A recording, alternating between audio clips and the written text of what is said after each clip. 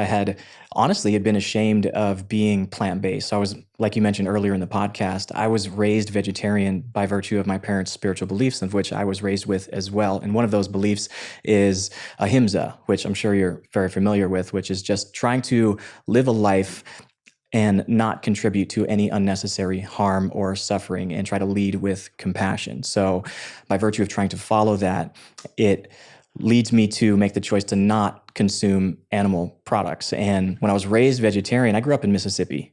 And there weren't too many vegetarians in Mississippi. And I would constantly get questioned and asked about my spiritual beliefs whenever I was younger. And I didn't have the vernacular or the language to really explain myself. So I tended to become more withdrawn or just a little bit more avoidant whenever people would ask me that question. And it really wasn't until my later years when I was mid 20s when I leaned into that part of myself and started to really embrace and own my belief and being proud of that belief.